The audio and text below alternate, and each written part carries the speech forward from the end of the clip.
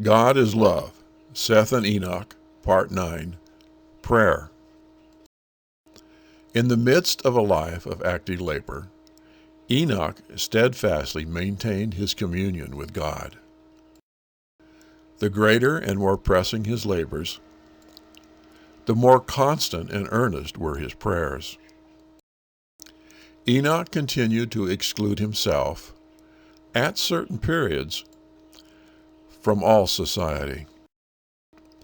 After remaining for a time among the people, laboring to benefit them by instruction and example, he would withdraw, to spend a season in solitude, hungering and thirsting for that divine knowledge which God alone can impart. Communing thus with God, Enoch came more and more to reflect the divine image. His face was radiant with a holy light, even the light that shineth in the face of Jesus.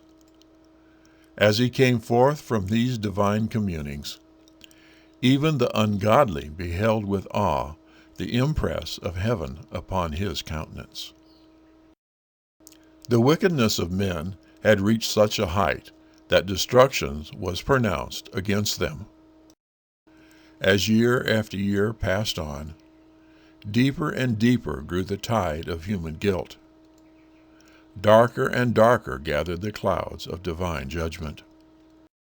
Yet Enoch, the witness of faith, held on his way, warning, pleading, entreating, striving to turn back the tide of guilt and to stay the bolts of vengeance.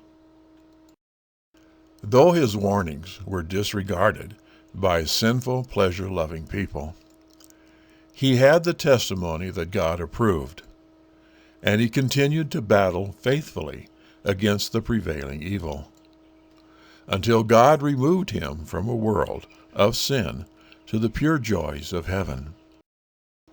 The men of that generation had mocked the folly of him who sought not to gather gold or silver or to build up possessions here. But Enoch's heart was upon eternal treasures. He had looked upon the celestial city.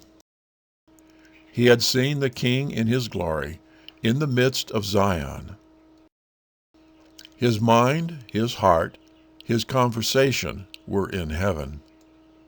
The greater the existing iniquity, the more earnest was his longing for the home of God. While still on earth, he dwelt by faith in the realms of light. Blessed are the pure in heart, for they shall see God.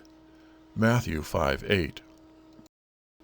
For 300 years Enoch had been seeking purity of soul, that he might be in harmony with heaven. For 3 centuries he had walked with God. Day by day he had longed for a closer union. Nearer and nearer had grown the communion, until God took him to himself. Enoch had stood at the threshold of the eternal world, only a step between him and the land of the blessed. And now the portals opened.